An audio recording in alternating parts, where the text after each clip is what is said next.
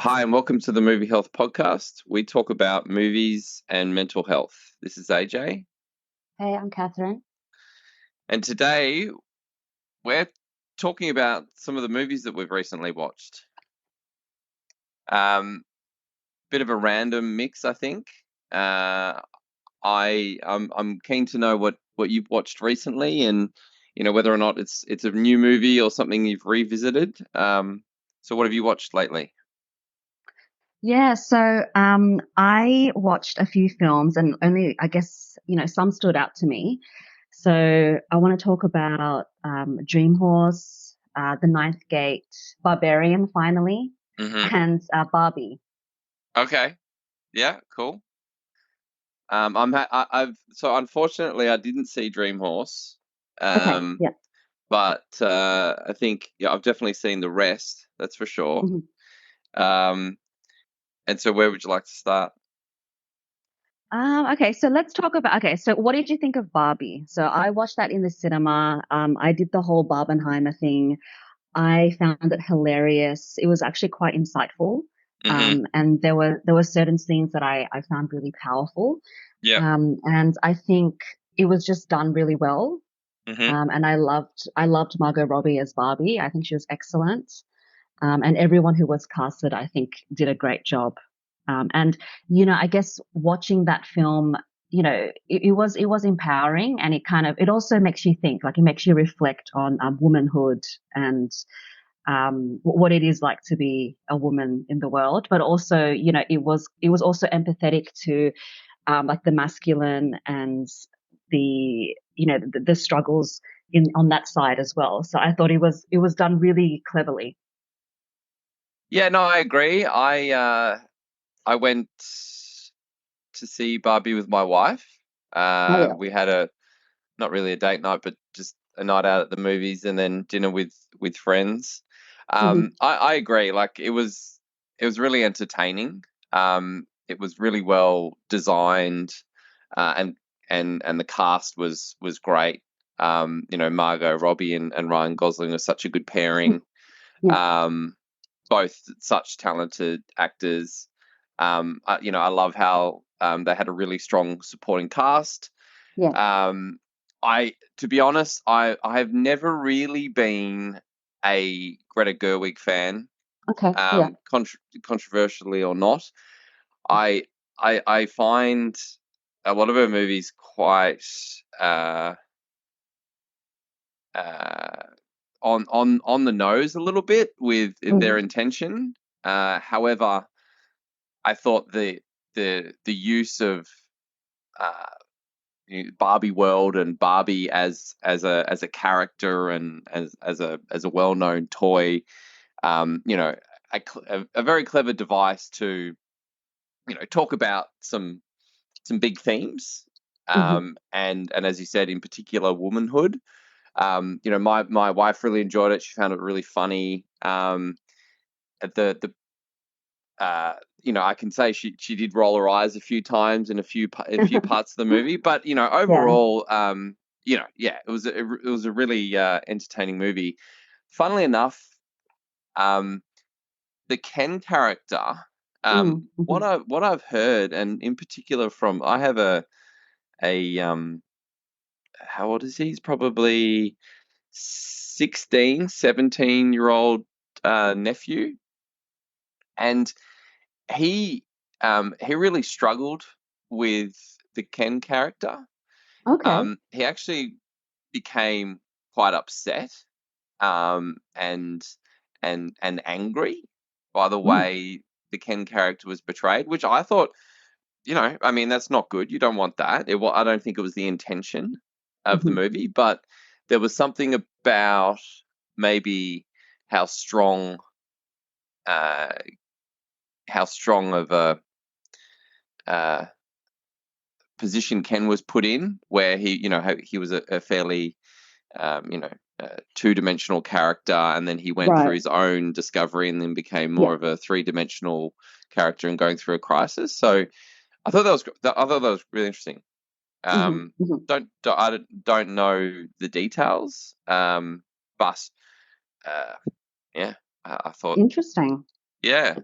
Yeah. Yeah. But overall, I agree.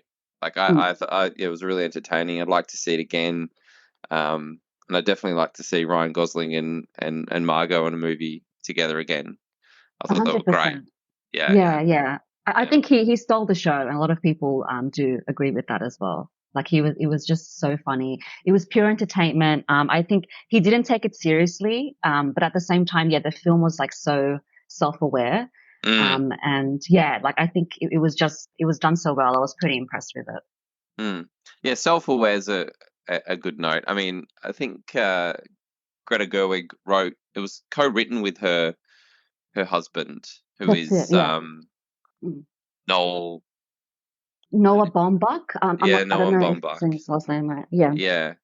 Um, and so I think there was a yeah conscious bit of balance with some of the I suppose the feminist messaging that was within it.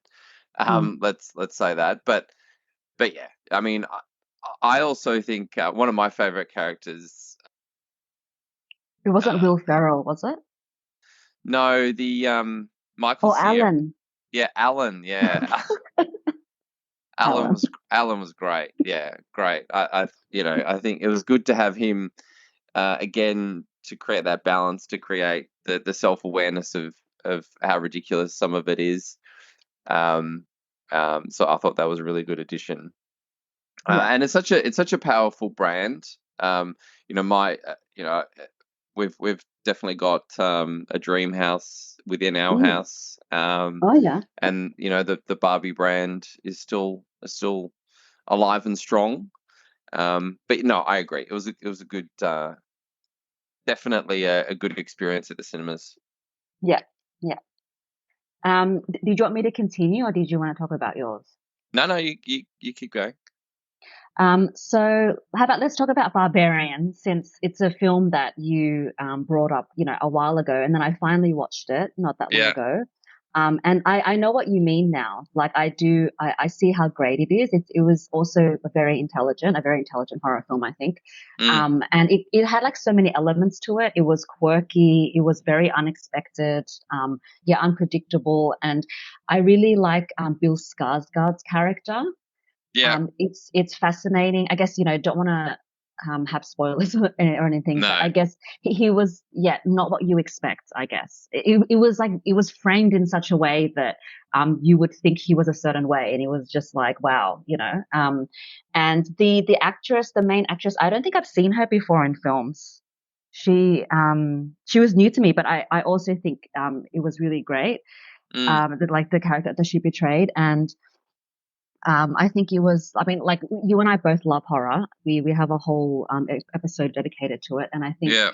Barbarian is one of those films that is quite inventive and it's like, it's a different kind of horror. So I think that's why critics really flocked to it. And like it was just critically acclaimed and also obviously audiences really enjoyed it as well. Mm. Barbie to Barbarian. Good segue, by the way. Yeah, no, Yeah, very different. so this was released, I think, late last year, Mm, and then arrived. Certainly released late last year in America, or midway through last year in America, and I think it was a little later to arrive here. And I saw it at the cinemas, mhm. by myself because I couldn't get anyone along. And I agree, it was one of my favorite movies last year, Mm, to be honest. And I think it goes to show, similar to Barbie, when there's real intention and design mhm. applied to the making of a movie, and how effective Yes. that can be. Mhm. If you think of Barbie and the very clear three acts, very clear Mhm. intention within those three acts, well cast, well Yeah. directed, and the same goes for Barbarian. Given, granted it is a horror movie, but I hadn't heard of the director before. That's Zach Krieger, but his background is in comedy, writing Mhm. comedy, and I think, um, like the Jordan Peels of the world, having Yeah. that. Uh, I don't know exactly what it is, but it's the ability to communicate in a way um, that connects with us and is effective to you know drive our emotions. So with, comedy, they're trying to make us laugh, and then horror, it's clearly try to scare you or, increase your anxiety. Mm. And with Barbarian, the same thing, that it's not what you expect. It goes through a significant roller coaster for the characters, but it also has, I think it was great casting with Justin Long. I mean, Yeah, yeah. so I agree with Bill Skarsgård. He's really good in that first, the start of the movie, the first scene. And then you learn more about the scenario that uh, about this house, and I suppose to set Mm. the scene. So, Barbarian, for those who haven't seen it, is if you watch the trailer, the setup for it is that this woman goes to, she's in this town, she's arrived at the house that's she's rented through Airbnb or a similar service, Mhm. and she can't find the key for the house, and she eventually opens the door. Someone opens the door, and it's Bill Skarsgård's character, and he's also he's a stranger, and he's also Mhm. rented the house, so there's that double booking. And so she's got nowhere else to go, so she has to make a decision: does she stay or not? Um, and it's a very awkward scenario where these two strangers, particularly a woman alone in the house with a strange man, is a creepy scenario to start with, but Mhm. it is only the beginning, and there's a lot more to the house. Yeah. But I think adding in Justin Long as a Mhm. character provides that relief, um, and does so that comic relief Yeah. to take it down a couple of notches, but he's also quite pivotal in the rest of the movie. So yeah, no, just a really well designed, entertaining roller coaster ride of a horror movie. Yeah. I'm glad you saw it because I was harping on about it so much. And now Um, I know why. I fully agree. yeah, Yeah. and it's a Yeah. rewatchable as well. Mm. Just like Barbie, it's this particular this horror film is definitely rewatchable. I think I've seen it 3 times now. Just Oh put it wow. on, Yeah. and even Mm. even even though I know what's going to happen, Mhm. yeah, it's definitely a really good one. Yeah. Yeah. Um, 10 out of 10. 10 out of 10. 10. No such thing as 10 out of 10, but it's close there. It's definitely close. Close. Yeah. Definitely one of the best movies of last year for sure. Yeah. Yeah. Okay. And now segueing to another horror film, Yeah, but one from 1999. So I watched The Ninth Gate on Netflix. So yeah, it's directed by Roman Polanski, and obviously has Johnny Depp as the protagonist antagonist, I guess. And I guess I was just really fascinated with it because, it's, ultimately about the shadow because it's literally about the devil, hmm, and, paranormal events. So, I thought that it was, typical Roman Polanski. I really love, like Rosemary's Baby. yep, Um, yeah, Chinatown, The Tenant. I think he's pretty good with those kind of like psychological thrillers, but there's, I don't know, quite a bit of depth to them as well. And I thought Johnny Depp was, perfectly cast. yeah, And the wife, I don't know if she was, Roman Polanski's wife at the time, the woman who played the girl, Emmanuelle Segnia. But I thought that she was really creepy. And it was, I guess that part of the storytelling was very effective. But I think the most well cast character was Frank Langella. So, the man who plays, Balkan, okay, so he was the man who asked Johnny Depp's character. So Johnny Depp is a rare book dealer and he's quite like unscrupulous. And, Balkan is like this very rich, this wealthy man who asks, Johnny Depp's character to basically compare, one of his books with another text, from like different parts of the world to just see which one is the most authentic. yeah, Yeah. So I just thought, like, in terms of it being like a neo noir horror thriller, it was very effective and, um, like I wanted to know what would happen at the end. So I was like on the edge of my seat, and it was also a very strange movie. Like I'm really attracted to strange films as well, Yeah. and yeah, I think you are too. And yeah, so like it was one that stood out to me because I haven't actually been watching that many horrors lately. Hmm. Interestingly enough, yeah. So So what did you think of it? did Hmm. you? So you had seen it before? No, this was my first time. Oh, right. Yeah. So Yeah. I've seen it before, but many years ago, I did remember enjoying it. Um, yeah.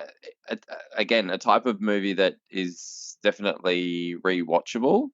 Um, I also really like Frank Langella. I think uh, he hasn't done anything in a while, but Frost and Nixon, Robin Frank Mm, is a lovely movie that he is in. If you've seen that, The Box was a little problematic, but he was also in that. I think the last movie he was in, mm. The Trial of the Chicago Seven, but um, yes, despite the unfortunate, um, uh, yeah, difficult, the unfortunate scenarios that Roman Polanski has put himself Yeah. in, Hmm. he is a brilliant director, Yeah. and has certainly, like Rosemary's Baby, has the ability to really create a sense of dread and suspense. Hmm. Um, and yeah, I also agree. I mean, a perfect movie for Johnny Depp, where he can be sly and creepy, and eh, not exactly clear of his intentions as well. Yeah. Hmm. Which Hmm. it's funny because I there's a it's fascinating actually. Not to move too far away from movies, but there's a series on Netflix about Johnny Depp, um, Or Depp and versus Heard. yeah, Depp versus Yeah. Heard. I don't know if you've seen it, but Hmm. uh, Hmm. it's fascinating because ultimately uh, it's all about acting. So it's Yeah. about these two actors creating a scenario where they are ultimately both acting, and you really don't know what the truth Mm. is. Yeah. There is, you know, um, there's a lot of smoke and mirrors on both sides, and there's a lot of of lying and deceit and truth on both sides. So it's very hard to determine, um, what happened between the two. Hmm. And my point is that Johnny Depp throughout the years has always been very good at deception, I'd Yeah. say. Right. So, Mm. so the Ninth Gate, yes, definitely one that I'd like to rewatch. Hmm. Um, so I'm keen to know, I suppose, a director in movies that one of my favorite Yeah. directors, a French gentleman by the name that dare I say many people probably wouldn't know. His Hmm. name Hmm. is Quentin Duplex. I became aware of him. I'm not even sure how. I think I've always had an interest for quite obscure movies. I came across his 2010 movie Rubber, Yeah. which is about a killer tire Hmm. that terrorizes a small American town. And when I saw that, I was just blown away because Yeah. the Quentin's ability to use something as simple as a tire uh, and be creative with the way that that tire does things, and has supernatural abilities to explode heads and bodies and Hmm. terrorize people. It yeah, I thought that it was one of the coolest things I'd seen in a long time, and it essentially hooked me in. Um, and I think part of the reason that a lot, additional to his creativity, um, when I watch his movies, I, yeah, they feel so visceral. They feel Mm. um, like that he has a really clear idea of what he's making. He typically writes and directs. Um, and so his movies aren't typically very long, say, hour and a half on average. And so he will create these obscure worlds with obscure characters, obscure storylines, um, and really try and come up with very different ideas. But they just feel so calming, Mm. because of the visceral nature of them. And so when I watch them, they're a real escape from Yeah, yeah. reality, and you are set within this world. Hmm. Um, and it would, I mean, Rubber's probably one of my favorites, but he has been on a fair clip since 2007 or 2010. I don't think it wasn't his first movie in 2010, but since then, he's really made some obscure films. So, he went from Rubber to Wrong in 2012, where a man, uh, short version of the story, eventually had the brain of a dog, and Mm. experiencing life through with a dog brain. Then it went to Wrong Cops, which was just this satire about police in LA, and Hmm. how strange and wrong these cops are, and then moved into one of his movies called Reality, Yeah. which was a real stretch on reality. Hmm. And then, he has the ability to attract particularly well-known French actors. Hmm.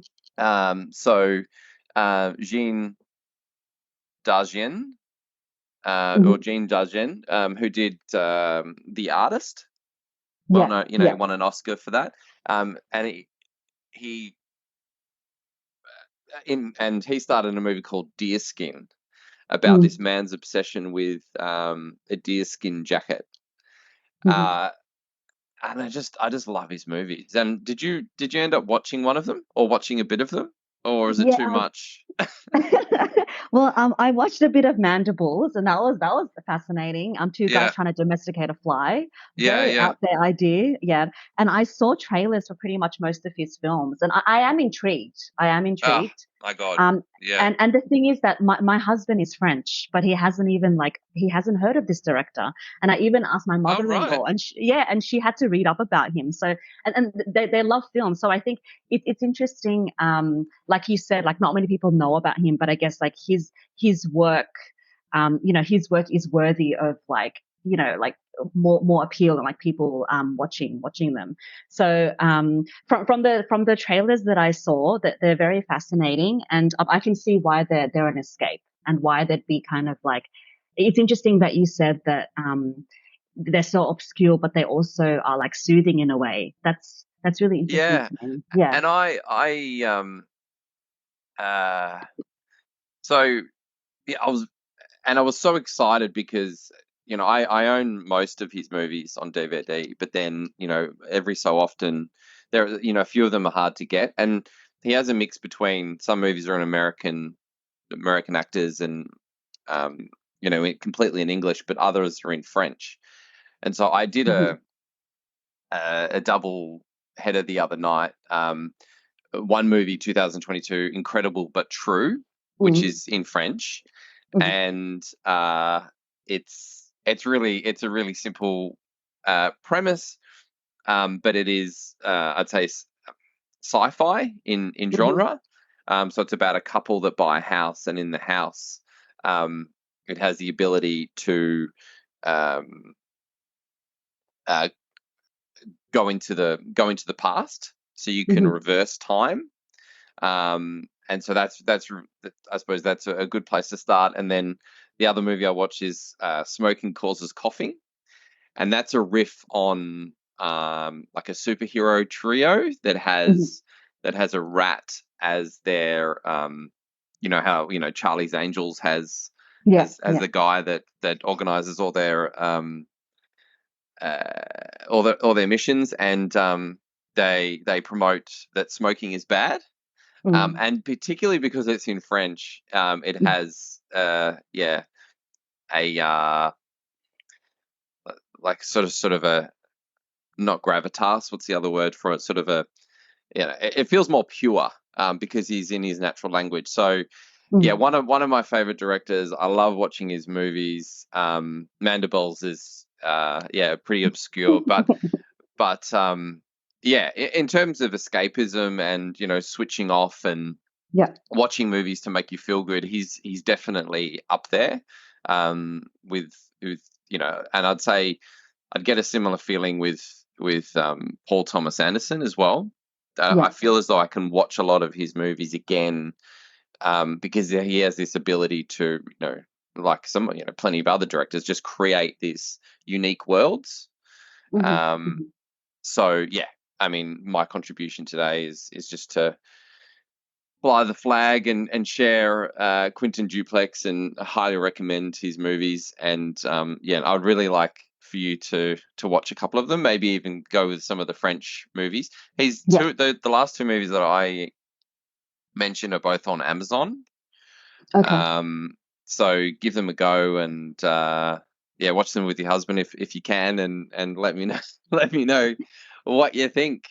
I suppose, and just to round it out, maybe a movie that I haven't seen that you've seen recently, or Mhm. rewatched, that you'd like to share. Yeah, so just quickly, I watched Dream Horse. I think Yeah, it's a great film. It's very uplifting. yeah, And because Toni Collette's one of my favorite actresses as well. So it's based in Wales. And basically she decides to run like a racing syndicate with people in her local town. And everyone's such a character. So it's a real like heartwarming comedy drama. It's based on a true story. If you love animals, like it's beautiful, and it's obviously there's like sadness in it, but there's also triumph. So hmm it kind of takes you on the roller coaster of being human as well. yeah, And yeah, like it's from a director I haven't heard of, Euros Lyn. hmm But it did very well. Like I know it was in like the Netflix top 10, and just generally in the year that it came out, which I think was just 2021. Like it was just acclaimed everywhere, and everyone just said that it was very it was a very like inspiring, heartfelt film. So I recommend that yeah. to watch with your family. Like it's really a family film. Okay, cool. Yeah, Yeah. no, I watched the trailer. I can and I love Toni Collette as well. Mm. She's an Aussie legend and a brilliant Yes. actor. And she can do it all, right? I mean, she's Yes. in her. Yep. We talked about Hereditary, uh, Hmm. um, in our horror pod, Mm. and yeah, she's brilliant in that as well. So She's yeah, so we incredible have in that. quite a mix. Mm. It's hard to sort of track, but the Barbie that I think most of the world went and saw at the cinemas, which is brilliant for cinemas, and brilliant for everyone that was involved in Barbie. It was a real achievement. I absolutely agree. And Barbarian, that's not certainly not for everyone, Mm. but for those horror Mm. fans out there, including the two of us, great horror film, really well made. Um, and and then what else did we talk about? Talked The about Ninth Gate. Yeah. The Ninth Gate. Yeah, that's something that I'll definitely rewatch. Hmm. See if I can convince my wife to watch that one. And then yeah, Quentin Duplex. Probably pretty clear that I'm passionate about Yeah. the man. And I actually, and before we recorded, I was playing some of his music. So he does double up as a electronic musician, as a DJ. I think it's Mr. Wazo. So give that a listen. Um, and then finally, your recommendation, Dream Horse. Dream Yeah. Horse. Dream Cool. Horse. Yeah. Just for Toni Collette, even like just yeah, it's worth it. All right. Well, I think that's a Mm. great mix, and hopefully an inspiring one for people to pick up and watch something new, or rewatch. Um, and we'll look to share more in our next episode. Yep. Thanks so much. Thank you.